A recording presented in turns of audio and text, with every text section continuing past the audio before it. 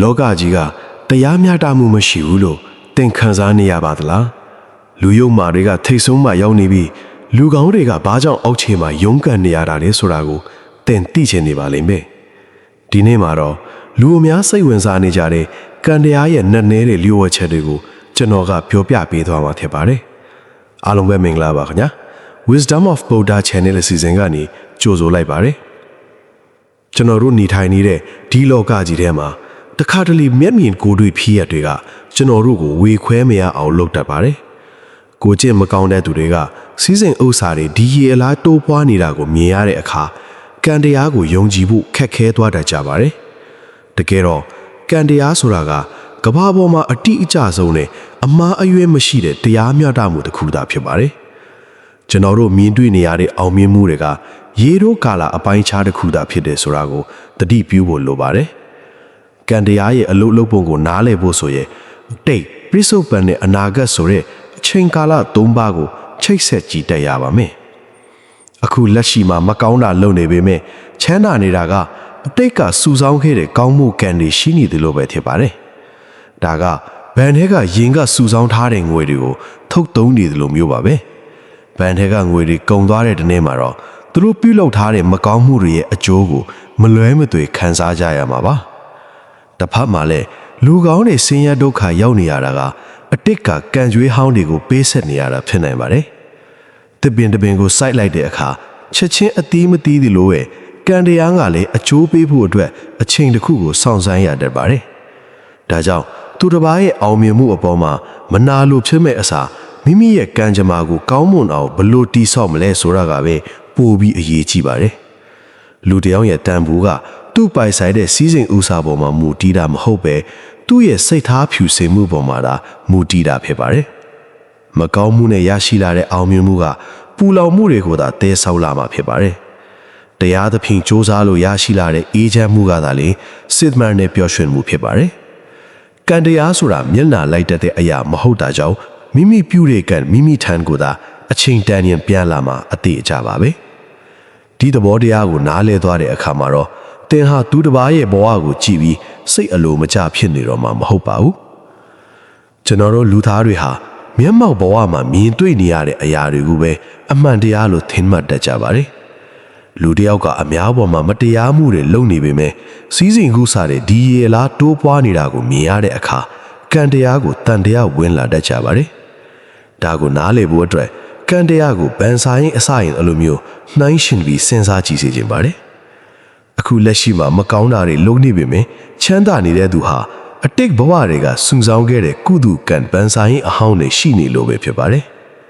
သူကဘန်ထဲမှာငွေအများအများရှိတဲ့သူဖြစ်တာကြောင့်အခုလက်ရှိမှာအလို့မလို့ပဲငွေတွေဖြုံတီးနေပေမဲ့စင်းရဲမသွားသေးလို့နဲ့အလားတူပါပဲ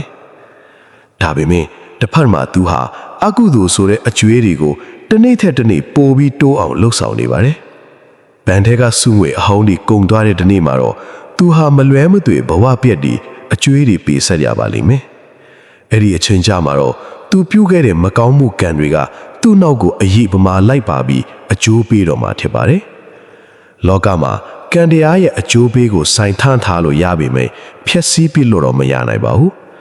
တစ်ပင်ကအတီးတီးဟုအတွက်အချိန်စောင့်ဆိုင်ရတယ်လို့ပဲကံတရားကလည်းရင်းမှသာအကျိုးပေးတာဖြစ်ပါတယ်ဒါကြောင့်သူတစ်ပါးကောင်းစားနေတာကိုကြည့်ပြီးစိတ်သက်မကြစရာမလိုမိမိကလူကောင်းဖြစ်နေပါလေရဲ့နေဘာကြောင့်ဆင်းရဲနေရတယ်လဲဆိုပြီးတော့လဲအာမငယ်ပါနဲ့မိမိရဲ့ပန်စာရင်ထဲမှာကောင်းမွန်တဲ့ကုသိုလ်မျိုးစေ့တွေကိုသာနေ့စဉ်နဲ့အမျှစူဆောင်းသွားဖို့ကပိုပြီးအရေးကြီးပါလေ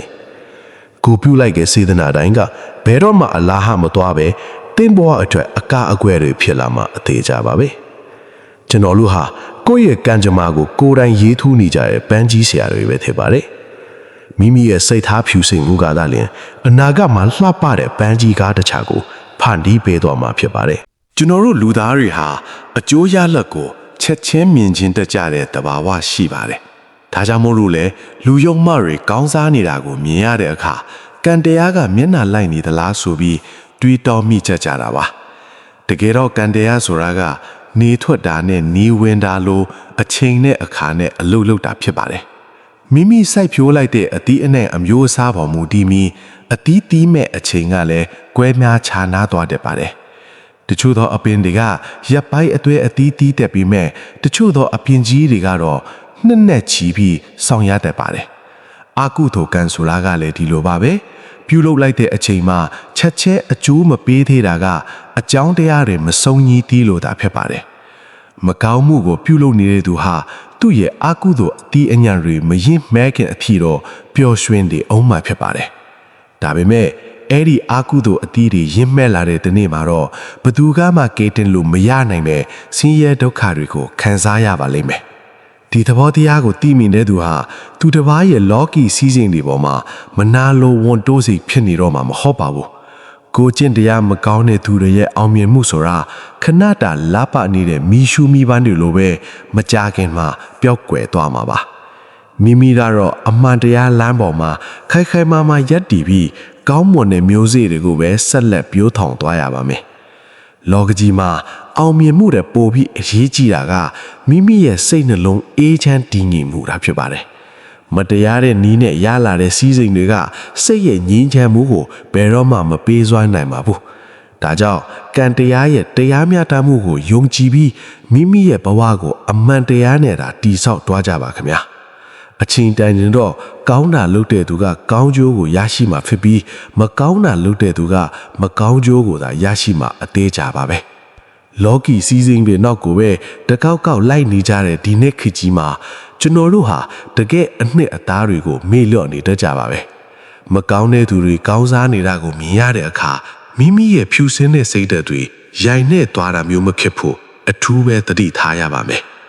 လူတစ်ယောက်ရဲ့အောင်မြင်မှုဆိုတာအပြင်ဘက်ပိုင်ဆိုင်မှုတွေနဲ့ပဲတိုက်တာလို့မရနိုင်ကြောင်းကိုကံတရားကအမြဲတမ်းသက်သေပြနေပါတယ်မတရားတဲ့နီးလန်းတွေနဲ့ရရှိထားတဲ့အောင်မြင်မှုတွေဟာအပေါ်ပံမှာတောက်ပြောင်နေပေမဲ့အတွင်းစိတ်မှာတော့အမြဲတမ်းထိတ်လန့်တုန်လှုပ်နေရတတ်ပါတယ်မိမိပြုလုပ်လိုက်တဲ့မကောင်းမှုတွေကတနေ့မှမိမိစီကိုပြန်လာမှာကိုသိနေတဲ့အတွက်တလူရဲ့စိတ်နှလုံးဟာဘယ်တော့မှအေးချမ်းမှုမရှိနိုင်ပါဘူးတကယ်တရားမျှတမှုဆိုတာကတော့ညဘက်မှာခြေပြက်လက်ပြက်နဲ့အိမ်မက်လှလှမှတ်နိုင်တဲ့အေးချမ်းတဲ့စိတ်နှလုံးသာဖြစ်ပါတယ်ကံတရားကတခါတလေမှအကျိုးပေးနှီးကွဲနေတတ်ပြီးမြဲအမှားအယွင်းမရှိဘဲမှတ်တမ်းတင်ထားတာကိုယုံကြည်ထားလိုက်ပါမိမိကတော့သူတစ်ပါးဘလို့ပဲမကောင်းတဲ့လမ်းကိုရှောက်နေပါစေကိုယ်တိုင်ကတော့အမှန်တရားရဲ့အရေးအောက်မှာပဲခိုလုံနေထိုင်ရပါမယ်စေတနာကောင်းရင်ကံကောင်းနေဆိုတဲ့စကားအတိုင်းစိတ်ထားလေးကိုအမြဲတမ်းအညစ်အကြေးကင်းအောင်ထားရှိဖို့လိုအပ်ပါတယ်အာကုတို့ရဲ့အကျိုးပေးကကြောက်စရာကောင်းတယ်လို့ကုတို့ရဲ့အကျိုးပေးကလည်းအံ့ဩစရာကောင်းလွန်းအောင်တာယာလှပပါတယ်ဘဝဆိုတာခဏတာဖြတ်တန်းရတဲ့ခရီးတစ်ခုဖြစ်တာကြောင့်နောက်ဆုံးထွက်ခွာသွားတဲ့အခါကုသိုလ်နဲ့အကုသိုလ်ကလေးဝင်ဘာမှပါသွားမှာမဟုတ်ပါဘူးဒါကြောင့်အခုလက်ရှိအချိန်ကစပြီးမိမိရဲ့အနာဂတ်တန်တရားအတွက်ကောင်းမွန်တဲ့ရိကထောက်တွေကိုပြင်ဆင်သွားကြဖို့တိုက်တွန်းချင်ပါတယ်အမှန်တရားကိုမျက်နှိုးတဲ့သူတွေအတွက်ကံတရားကအမြဲတမ်းဘေးကနေစောင့်ရှောက်နေမှာအသေးချပါပဲမိမိကိုယ်တိုင်ကကောင်းမွန်အောင်နေထိုင်နေတဲ့ရွက်လောကကြီးကတင့်ကိုဘယ်တော့မှပြစ်ပယ်ထားမှာမဟုတ်ပါဘူး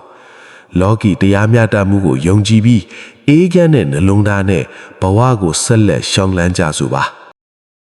လောကကြီးမှာအောင်မြင်မှုဆိုတာကိုအပြင်ပန်းစီစဉ်ဥစားတွေနဲ့တင်တိုင်းတာလို့မရနိုင်ပါဘူးမကောင်းမှုနဲ့တိဆောက်ထားတဲ့နန်းတော်တဲ့စာရင်အမှန်တရားနဲ့နေထိုင်တဲ့တဲ့ဦးလေးကပိုပြီးအေးချမ်းမှုရှိနိုင်ပါတယ်ကံတရားဆိုတာကတော့လူတိုင်းအတွက်အချိန်တန်ရင်တီးကြတဲ့အဖြစ်တစ်ခုကိုထပ်ပြီးမှအသေးချပါပဲအခုလက်ရှိမှာမကောင်းတဲ့သူတွေကောင်းစားနေတာကိုမြင်ရလို့စိတ်သက်မချပဲမိမိရဲ့လမ်းမှန်ကိုသာဆက်လက်လျှောက်လန်းရပါမယ်တကယ်တော့ကံတရားရဲ့စီရင်ချက်ဆိုတာကဘသူ့ကိုမှမျက်နှာသာပေးတာမျိုးမရှိပဲပြုလုပ်တဲ့လုပ်ရတဲ့အတိုင်းသာတွန်းပြန်တတ်တာဖြစ်ပါတယ်မိမိစိုက်ပျိုးထားတဲ့ဇီရနာမျိုးစိကသာလျှင်ဘဝရဲ့နောက်ဆုံးခရီးမှာအားကိုးရာအစစ်အမှန်ဖြစ်လာမှာပါဒါကြောင့်သူတစ်ပါးဘလို့ပဲရှင်းသန်နေပါစေမိမိကတော့စိတ်ထားဖြူစင်စွာနဲ့အများအကျိုးကိုတည်ဖို့နေထိုင်သွားဖို့လိုအပ်ပါတယ်ကောင်းမှုကုသိုလ်တွေကတင့်ကိုအချင်းတန်းနဲ့အမြင့်ဆုံးနေရာကိုပို့ဆောင်ပေးမှဖြစ်တယ်လို့အေးချမ်းမှုကိုလည်းပေးစွမ်းမှာဖြစ်ပါတယ်ဘဝရဲ့အဓိပ္ပာယ်ဆိုတာကဘလောက်ပိုင်ဆိုင်တယ်လဲဆိုတာထက်ဘလောက်အေးချမ်းတယ်လဲဆိုတာပေါ်မှာပဲမူတည်ပါတယ် ကံကံကြီးကကြိုးကိုအပြည့်အဝယုံကြည်ပြီးအမြဲတမ်းကောင်းမွန်တဲ့လမ်းစဉ်အတိုင်းသာရှင်သန်နေထိုင်သွားကြပါခင်ဗျာလောကကြီးကသင်ရဲ့စေတနာတွေကိုဘယ်တော့မှမေးလောက်သွားမှာမဟုတ်ပဲအကောင်းဆုံးအကျိုးရလဒ်တွေကိုပြန်လည်ပြရပါလိမ့်မယ်